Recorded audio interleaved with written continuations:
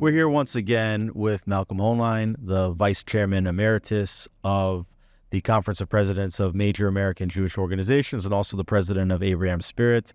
Malcolm, you've been a repeat guest here on JNS. Welcome to our Jerusalem studios. Thank you. It's always a pleasure to be with you.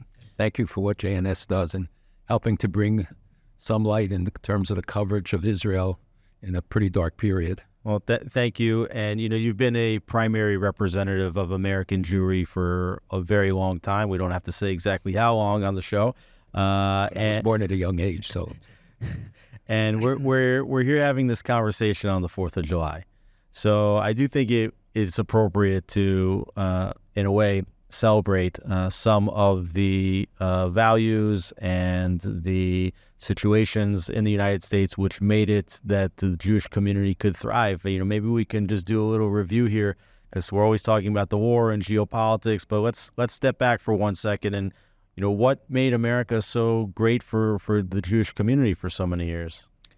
Well, there are many attributes about American democracy, but the way America emerged, the Founding Fathers' commitments to the biblical tradition and how they infused it, even in the Constitution and the Declaration, their statements, the fact that we were an immigrant society, we were open to migration, even though, of course, Jews did suffer periods of discrimination, and when Jews, blacks, dogs were not allowed into buildings, and Irish others groups also suffered some discrimination.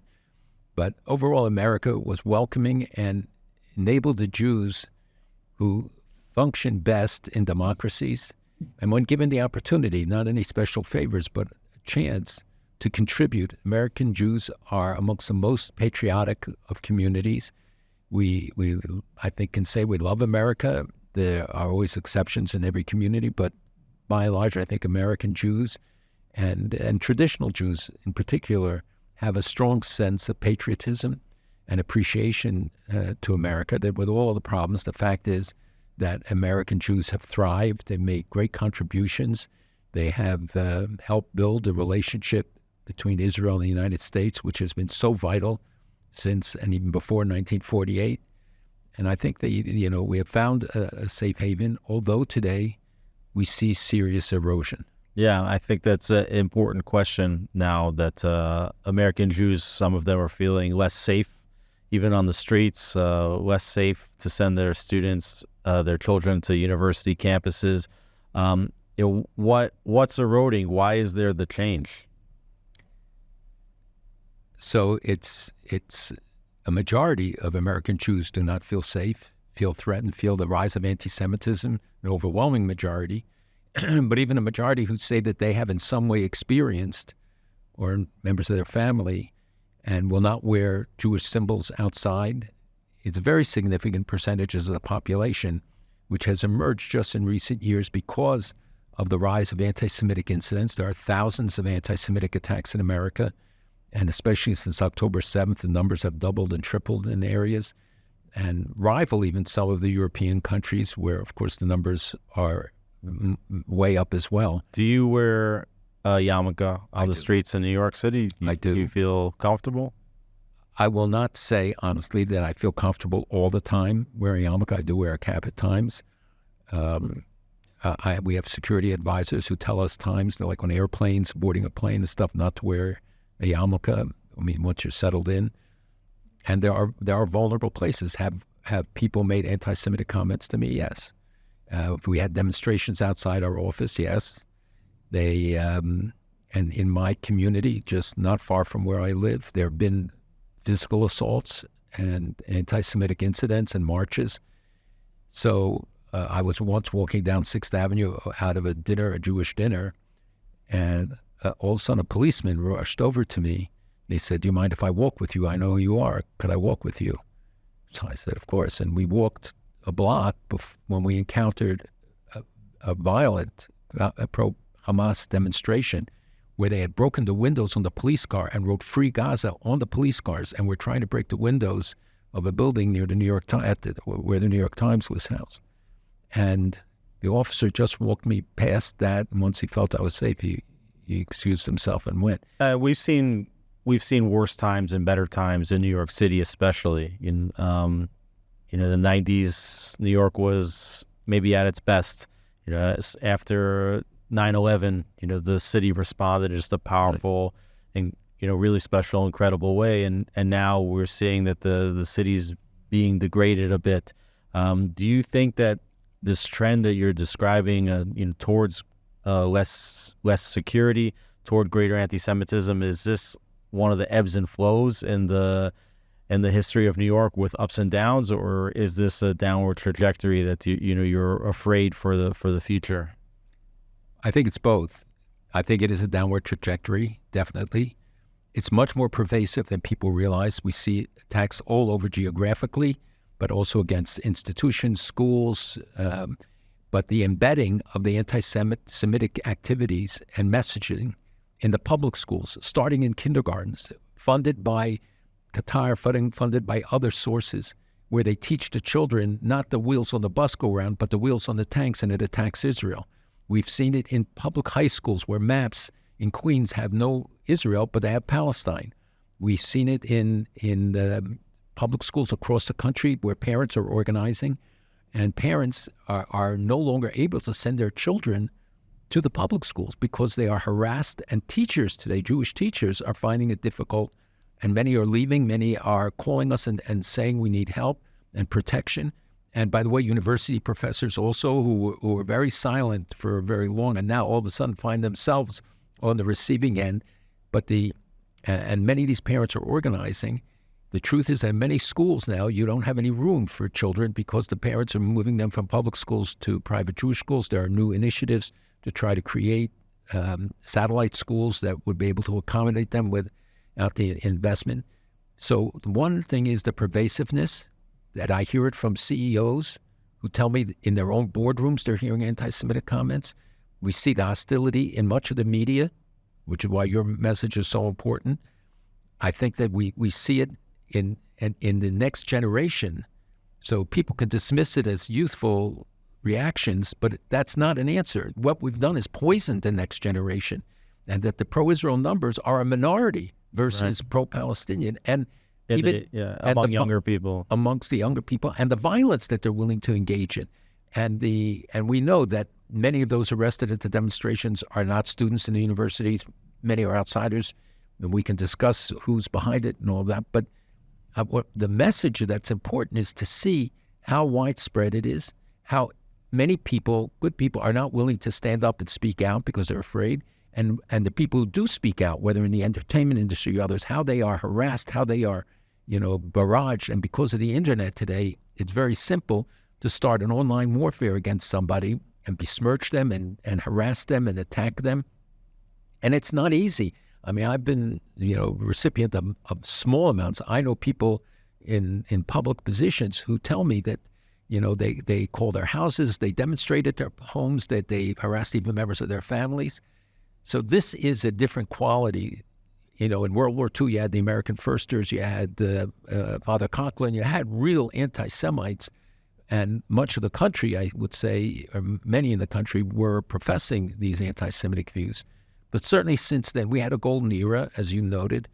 That is ending, and we are seeing this indoctrination and the fact that you have members of Congress who can espouse viciously anti-Israel and anti-Semitic comments.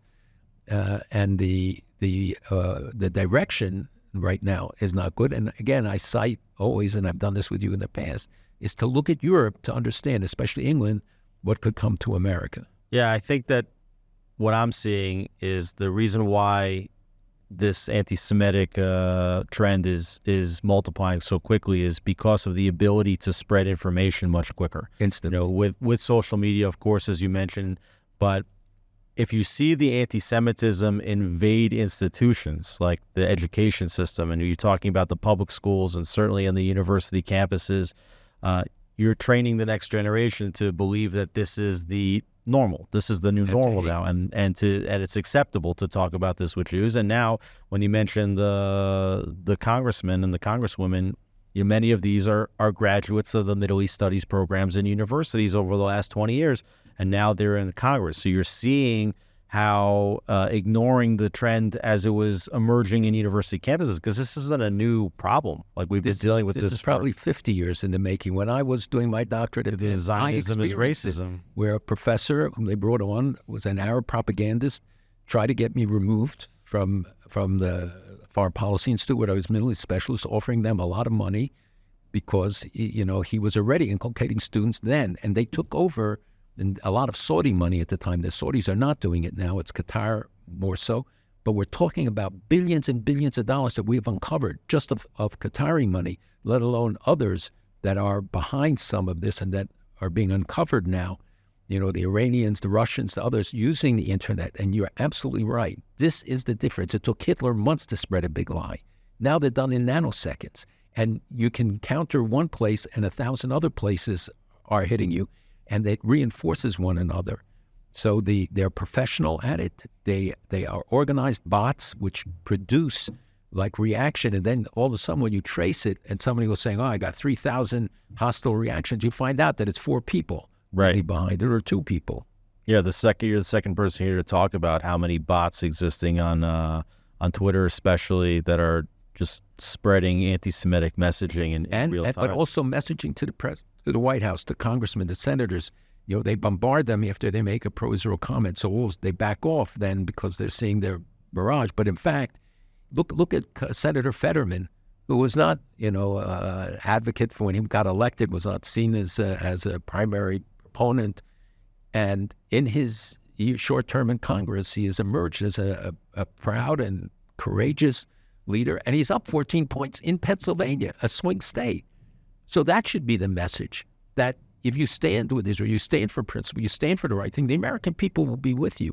The problem is that they're seeing people kowtow to it, and, even Jewish members of Congress sometimes make speeches that undermine the support for Israel and become a cover then for the bad guys to say, hey, look what he said, I'm just supporting him. Oh, exactly. If you have overwhelming numbers of anti-Israel messaging on social media and you have the mainstream media covering for them and not rewarding the good behavior, but re-encouraging bad behavior, then the normal American people, what platforms do they have to turn to for the right information? They're being bombarded. So you kind of understand what's happening. You mentioned the university campuses. We saw what happened with the encampments during the spring, and is happening. It is still happening, of course, but now it's the summer months. School's going to start again soon in September. What can we expect on the university campuses then? What are you hearing, and what is the Jewish community doing to prepare? Great question, because that is really the key right now, is to understand what we're going to see at the Democratic and Republican conventions is going to make 1968 look simple. They are planning, and we now know that group like the PFLP, Popular Front for Liberation of Palestine, which has diminished its role here, but is instigating and training the people in the demonstrations. The LA demonstrations, there have been signs according to researchers of the PFLP having played a role in organizing it. We also know that foreign money, Qatari money we've talked about, but Chinese money from Chinese government, because it undermines America. What we're seeing is that this is just a vehicle to hit the fundamental, including the economic infrastructure, to poison the minds of the young people, to create chaos in our streets. I mean, Israel is taking the brunt for America in this battle. Yeah, this is a really interesting point. I just want to double down on it for a second so people understand it. The Chinese, who at their core are not necessarily anti-Semitic, have no history of anti-Semitism in their history, and even until a few years ago were really improving their relations with the state of Israel in a mutually beneficial way, both for China and for Israel, have now seen what's happening in the United States, how anti-Semitism is spreading there, specifically with this current war, and they are throwing money essentially behind it, not because they don't like Jews or they don't like Israel, but because they see these anti-Israel protests, these pro-Palestinian, even pro-Hamas protests in America as being bad for America, and they're using the Jewish people in the state of Israel as a method, as a lever to attack what's going on in the United States. It's the battering ram against America that Israel is being used, and the Gaza war, because if you ask the students who are there, they have no clue what this war is about. They have no clue what river, what sea. They don't know where Gaza is. They don't know the history of Gaza. And it's a mantra that has become so widespread. But if you go back and you trace it to the bots, to the internet interventions by China, by Iran, by Russia, by others, you understand how they are manipulated. And they get their news not from any of the major news sources. They get it from TikTok. They get it from other websites like that. And they are so easily manipulated. And they tend then to go to those that whose views they agree with. So they get more and more extreme in terms of their sources of news. What we have seen on the campuses is more and more organized efforts.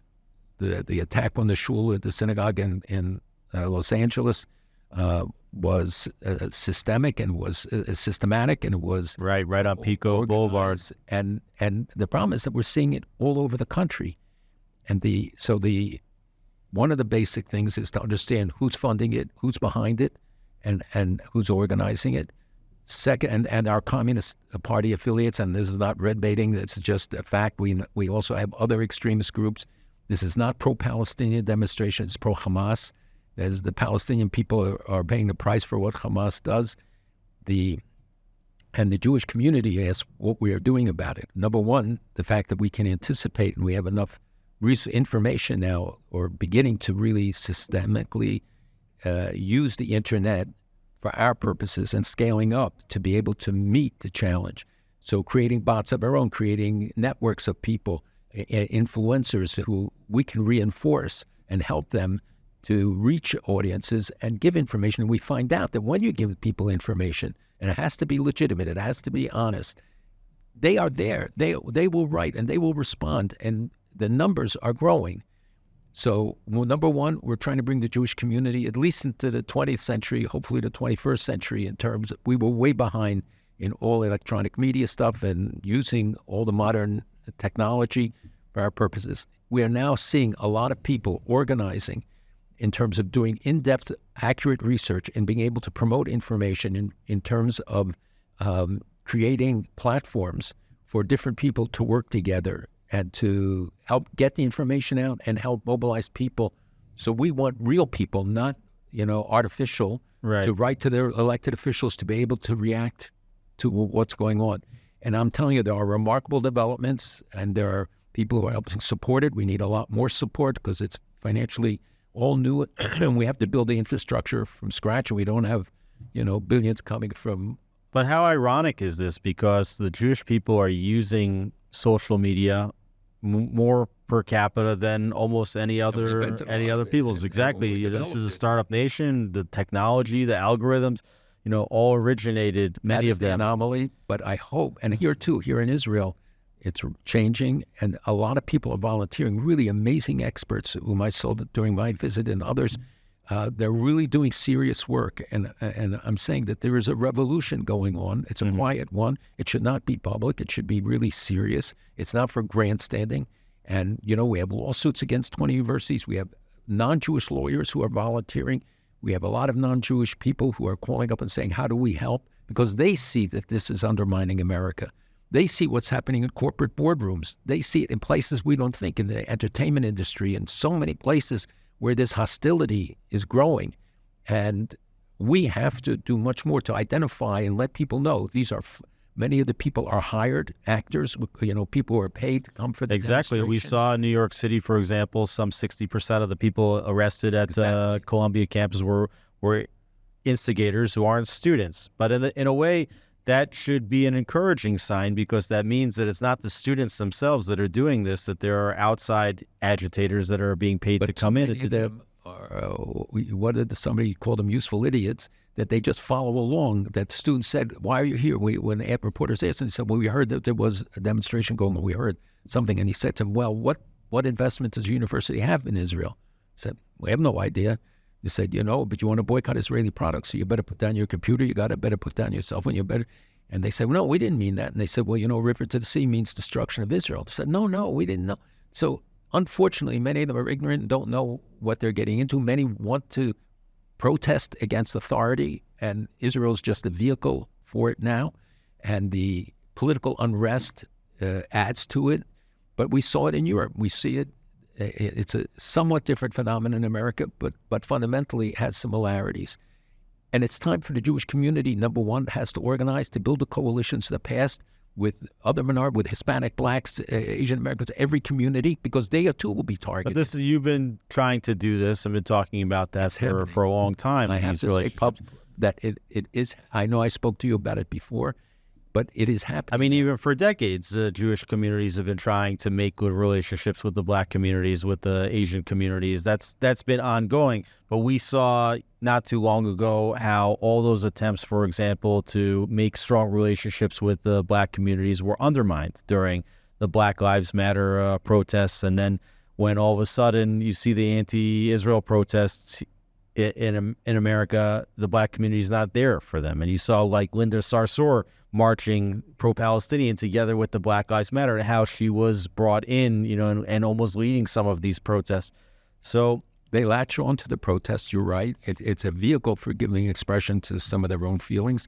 There are people there who are anti-Semites, and they should be identified and called out for it. There are also a lot of Black leaders and Black religious leaders who are speaking out now against it, and they are organizing on their own. It's not the Jewish community organizing them. They are doing it. And we're seeing in the Hispanic community more efforts to try and as you know, amongst evangelical Hispanics, right, make up a significant part of the population, are very pro-Israel. Exactly. Yeah, that's an important component. That's one of the myths that the politicians don't understand when they try to assess, should they be pro and con, and what's going to happen in minority communities. Look at Richie Torres. I mean, he is a hero in so many communities. He has broad support. Does he get attacked? Yes, periodically he gets attacked, but overwhelmingly it's a reaction. And I ask other minority members of Congress, for instance, and they will tell you that, there are instigators, there are people who try to whip them up. AOC and the squad try to, use it. But look what happened with Bowman. Yeah, exactly. You mentioned on the one hand heroes like Richie Torres, and then you mentioned the squad, and we just saw what happened in a special election for Congress in New York with Congressman Jaamal Bowman that was sent home.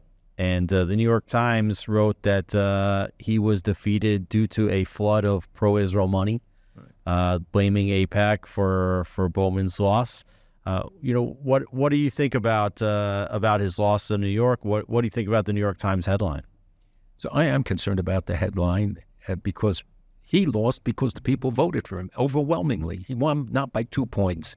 He won by a big margin. In a district where he should never have been elected in the first place. It was the indifference of people. AOC was elected by 10% of the people in her first election, and then it's harder to get them out. In this case, he replaced Elliot Engel, who didn't campaign really hard. And Engel was older. And he was much older. He had been in Congress many years. Engel was one of the most pro-Israel congressmen. Amazingly pro-Israel, great guy.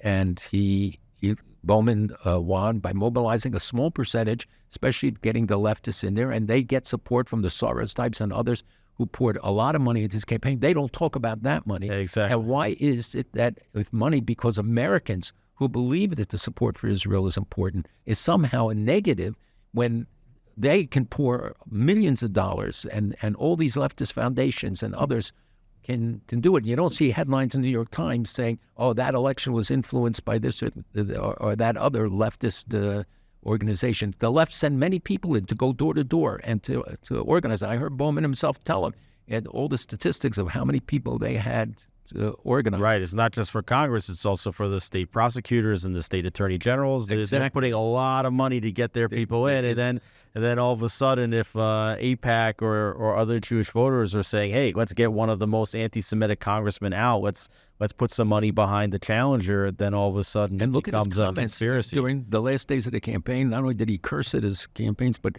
after the Jews, after AIPAC and all of that, saying it at rallies. And he did the rally in the South Bronx, not in his district. Right. So it wasn't even a true representation. And now that puts on notice other members, and it's not as a threat. But these people are doing anti-American stuff. It's undermining American security and undermining our key ally in the Middle East. And he shouldn't be allowed to get away with anti-Semitic comments or the vile things that they have said and done. So it's a symbolic victory, too, for others to say, look, if you really work at it, you can accomplish it. And we're seeing it. I cited Fetterman. I can cite others also who are doing very well where they would not have been predicted to do so. Israel, when they do the polls, 2% of the people say they vote based on the Middle East. A lot of people vote pro-Israel, but the anti-vote is less than 2%, even amongst young people. Overwhelmingly, the American people are with Israel. They want to see Hamas defeated. Latest poll by Harris just now shows it still consistent, despite all the horrible media coverage, all the misstatements of fact, the number of dead, all fiction, the number of famine, which even the UN now admitted was fictional. They didn't meet any of the criteria. They didn't have proof of any of it. The Sudan, they're not mobilizing. They're not demonstrating when millions of people are facing death and starvation.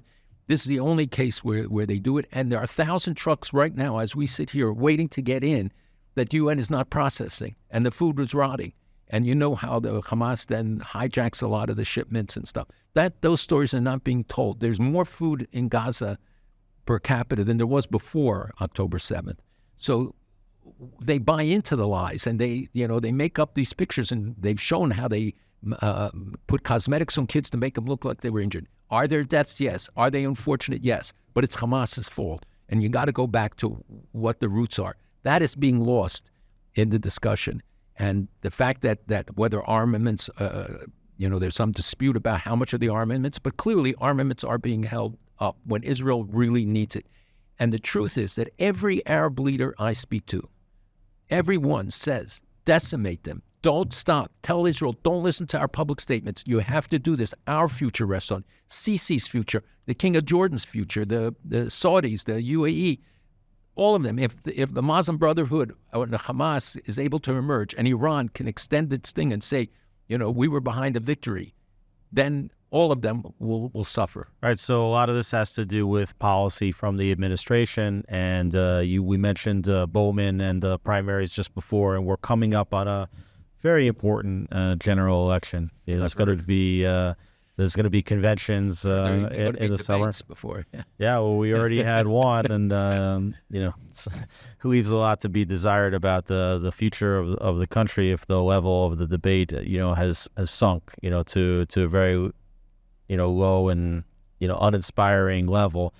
What do you see ahead? You just touched on it regarding the conventions, and how important is this election? What's at stake? It's a very important election. They keep saying it's the most important in our lifetime. In most elections, they say it. It is true that this is a vital election. You see what's happening in Europe, where we're seeing parties flip. In France, the extreme right gets the Labour Party in Britain comes back and may win an overwhelming majority. But in every one of the countries, we are seeing these trends of flipping, and the political instability and the appeals to the extremes that take place. And I always look, especially to England, as indicator of what will happen in America 6 months or a year later. And by and large, it is true. So this election, first of all, we should not overlook the election for Congress, the Senate and the House, who controls it and who gets elected to it. And if we can get rid of some of the really hostile voices, certainly the president, who becomes president, is critical. He sets the tone. He will be the one who sets policy, but Congress plays an important role, and the checks and balance when you have different parties in place. Then we also have to look at local elections. You cited it rightly. People dismiss DA races, state legislatures. It makes a difference, and from there often emerge the people. Especially in cities where you see the trend is to try to decriminalize criminal behavior, not punish it. And you see how the guys who carried out most of these attacks at the university are being let go without even a reprimand. And so the Columbia 13, who just walked away from it, what do you think they're going to do? They're going to go back, and when there's no penalty, and it's important that the name should be published so that employers in the future will know who participated in these hostile, often racist and anti-Semitic events, and the comments are anti-Semitic. They engaged in violence. They beat up people. They violated all the rules of the universities and it did destructive things. They should be known. And young people should know there are consequences. When you engage in this, you may pay a price in the future. So you better think twice. It's not just a party to come to and to be destructive. Expressing their views, freedom of speech, absolutely. Can they be critical of Israel? Absolutely, it's their right to do that. But number one, learn the facts. Number two, do it in responsible ways. And the fact that Jews walking on streets can't be safe, the fact that elderly people are set upon, that children are set upon, is unacceptable. It cannot be allowed to become the standard in America. And that means everybody has to raise their voice. You cannot get tired. You cannot, after writing one letter or posting one email or sending a dozen emails, 100 emails, you cannot stop. It has to be constant to show where the American people really stand, Jews and non-Jews alike, that we have to educate our elected officials. You can't assume they know, because they can't know every issue. They don't grow up, as we did, in the middle of dealing with all of these issues all of our lives, and help them understand why it's so important, what is at stake. And I hope the Prime Minister's speech at Congress will help elucidate some of this about what really is at stake in the battles here. This is the battle for the Middle East, but the battle for the Middle East will have consequences globally. You see Russia, China, Iran working together, trying to impose their will in this region with allies, with Venezuela and South America. They're working 2 hours from Florida and bringing the Hezbollah message, bringing the extremist message there, taking over the ports, the Chinese building a port group, the exploitation of the agricultural resources and of financial resources.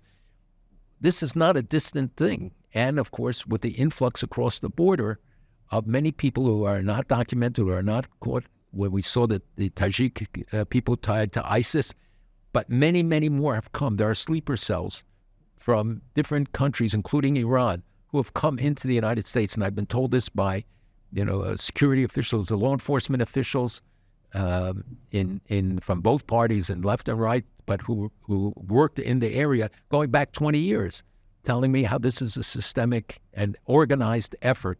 It's not just haphazard. And how they would find Arab military uniforms or Qurans in the desert, how people changed their name from Arabic names to Hispanic names.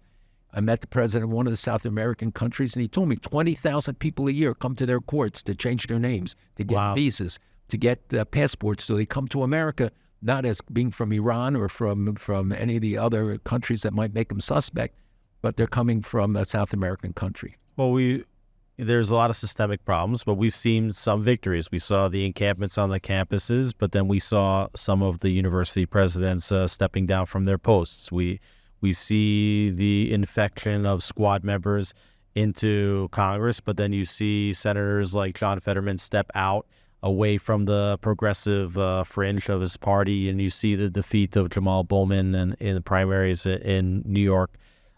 So is there room for some optimism here that we can fight back against some of the challenges, even though we've ostensibly been asleep behind the wheel for a long time and allowed a lot of this to develop? Is it too late, or can we reverse the tide? Excellent. And the answer is it's never too late. You cannot give up hope. We have proven time and time again that when we're mobilized, when I came to New York to start the Soviet Jewry conference and movement and organized the first demonstrations, people said to me, "You're crazy. Soviet Jews will never be free." When you don't give up, if you have a legitimate goal and you approach it in intelligent and cohesive ways, bringing together the disparate elements in our community, left and right, the different streams, focusing on what we have in common, not what divides us, which is unfortunately, which is too often the focus of people's attention, that the divisiveness here in Israel is something that stimulates. And I heard it again just in recent days from people from several of the Muslim countries telling me how the leaders there make reference to the divisions of Israel as a potential vulnerability. Absolutely. Not potential, a real vulnerability. So we also in the diaspora have the responsibility. People can have different views, different party affiliations, but to understand overwhelmingly what unites us. And many people after October 7th, important people, grassroots people, started waking up to this reality and saying, I've neglected it too long. Many of them thought they could assimilate into American society and forget about it. It's not true, and it never was true. The same lessons come back. So we want to do it without paying a price. We don't want people to suffer to learn from it. Unfortunately, too many have been the victims of anti-Semitic assaults. Everybody has to understand it's their children, their grandchildren's future. What universities will they be able to send them to? What high schools and public schools can they send them to if this is the atmosphere that is going to be created and will be carried on, because who becomes the teachers in the next generation? It's just going to compound itself. So we have to, everyone, and we have to ally ourselves with friends from everywhere, from the evangelical communities ready to stand up with us, to the blacks and Hispanic communities, the Asian Americans, the Hindu community, and Asian Americans who are subject to discrimination as well. And we're finding there, look at the demonstrations in India, pro-Israel demonstrations, and in Iran, where they hung Israeli flags from bridges. The people of Iran, I'm telling you, in the future, will be Israel's best supporters in the region, because they are pro-Israel, 80% by some estimations, and 90% want that regime gone. If the West would stand with them, we would put sanctions on them, enforce them, stop the nuclear program, stop the advancement of and their harassment, what they're doing with the Houthis. They've raised the prices 15 to 20% by virtue of the fact that ships have to go all the way around, can't go through Red Sea, the Suez Canal. We're tolerating it from the peanuts of the Houthis, completely a subsidiary and the ring of fire, the Houthis, Islamic Jihad and Hamas in Gaza, Hezbollah and the Islamic Jihad in Lebanon, the militias in Syria and Iraq, and Iran. And they try to encircle, but that encircles the Middle East as well. Sure. And becomes a basis to all of them to be the full victim. Israel is the front line, and as one Arab said, it's the aircraft carrier. It can't go anywhere, though. America takes its aircraft carriers in and out, and I hope it will bring more in, because that is a deterrent for foreign... Major deterrent, yeah. But especially in Lebanon, and we really pushed for this, because they brought him back on rotation, but there was none there. And that at least will stop Iran from attacking and through Syria and Iraq, exposing, if they will face an American deterrent. Israel does not want them fighting the battles for them. We don't want American troops fighting the battle. We want them to make sure that we keep that limit, though. It seems like the formula is relatively simple. Here in the Middle East, the way you transform and create a new Middle East is you normalize relations and reward moderates, and you defeat the terrorists. And it's if you get rid of Iran, if Iran is a different Iran, you change the whole Middle East. Hezbollah won't be Hezbollah, Hamas won't be Hamas, Qatar has to be stopped to be funding all of these guys. It will be a different Middle East. And countries will emerge. You'll see that the Abraham Accords, and it's a prediction, that after the war, they will surge. The fact is that trade, even during all this period between Israel and the Arab Accord countries, has continued to rise. And it was even true in Turkey all the time until they imposed the restrictions. The trade was going up all the time, despite Erdogan's, declarations and threats and everything else. Now, of course, it's they've put embargoes on it.